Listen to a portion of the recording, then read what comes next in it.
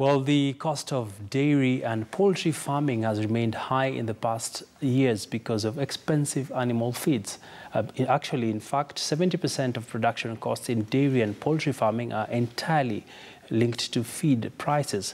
Further, there have been numerous cases of poor quality feed which has hindered growth of livestock, especially dairy cows and chickens. Some traders have been selling feed mixed with sawdust and other poor quality materials, and sadly this has an effect on the milk, meat, pork and chicken that Kenyans consume. Well, recently the government introduced an exemption from VAT on raw materials needed for the manufacture of animal feeds. So just how will this exemption enable industry players to improve quality and cost of their feeds and hopefully pass on the benefits to the farmers? Well, Herman Githinji from Bidco Land O'Lakes, Chief Executive Officer and animal feeds manufacturer, joins us for this particular conversation.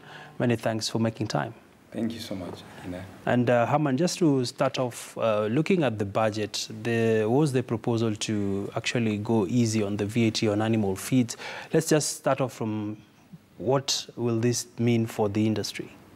Let me first, again, thank the government and the CS for making this move. It's something we've been asking for now a long time, since 2013, when duty VAT was imposed on feeds, and we've been working and talking to the government to remove the VAT so that it can impact positively on the farmers in terms of bringing the cost of the feeds down, among other things that we've been doing with the government. So that has been appreciated, and on behalf of the industry and other stakeholders, I thank the government for that. All right. So Herman, if you have to break it down for us, perhaps how will this affect, say, if I'm a dairy farmer based in Runyenjes and I was going to buy my animal feed, what happens immediately?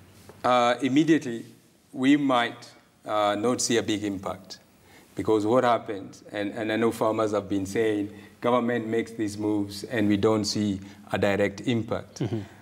When the cost were, or when the VAT was imposed, there was a direct cost to the manufacturers, and they had to load that cost to the farmers. When the prices go down, a lot of dynamics happen in this industry.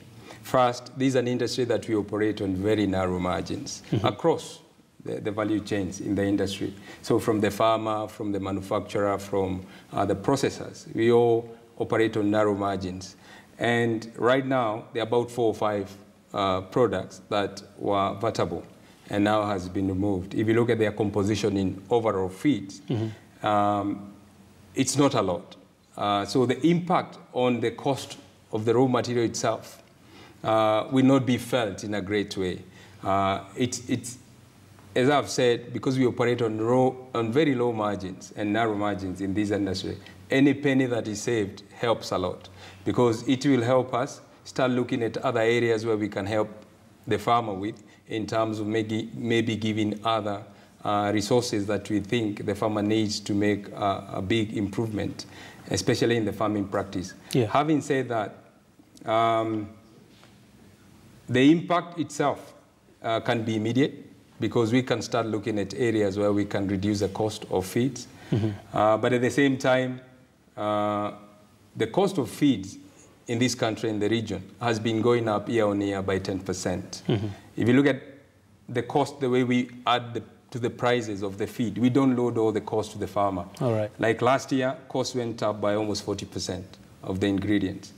As the industry, we couldn't load all that to the farmers. So we had to take in some of the losses ourselves as the manufacturers. So that, taking that into consideration, when the costs start going down a bit, we don't directly impact that and load it off from the farmer, because we have already taken huge losses before. So, but when the cost of the raw materials start coming down, definitely we'll see huge impacts being passed on to the farmers immediately. So now, I wouldn't promise you'll see huge changes in prices because of that. It's going to be more of a gradual change. All right. But we could give more value to the farmer with other things that we think the farmer needs for the whole industry to work better. Okay. Yeah. And Herman, let's shift gears a bit and now talk about, as CEO of Land O'Lakes, just walk us through perhaps how has the journey been in terms of course, you've been in the agribusiness space for quite a number of years. Perhaps looking at Kenya's agricultural sector, yep. There's been a lot of improvements when it comes to their attention on food security, trying to ensure that funding goes to the key sectors in agriculture. But for you, give us a sense of where we are as a country. We are, if you look at the country and the challenges we have had since independence, I think we have always said agriculture is one of the key sector that will drive the economy of Kenya.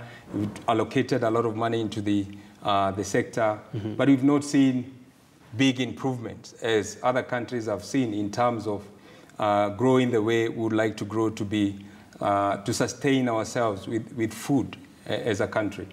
If you look into the future again, you're a bit sad because we are not getting ready. And we don't have anyone really taking the responsibility to own the future in terms of the scenarios that are opening, and that will happen. You can look at all areas. The GDP is growing fine.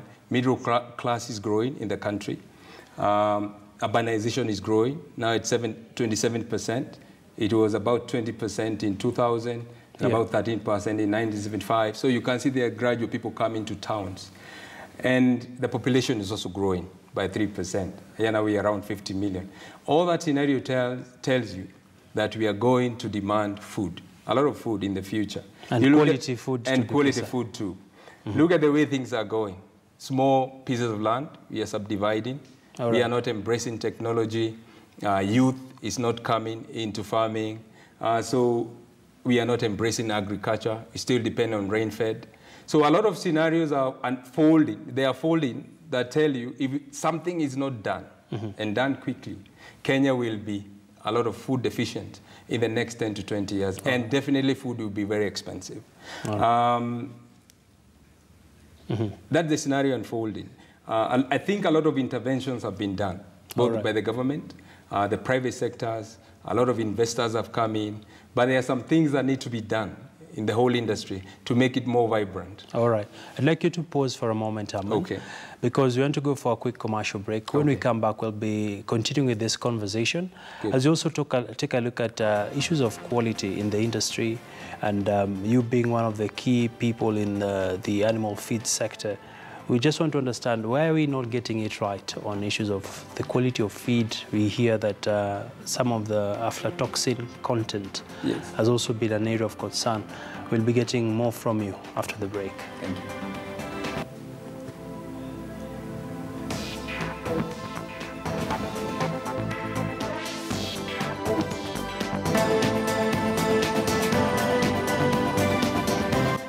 You are watching Business.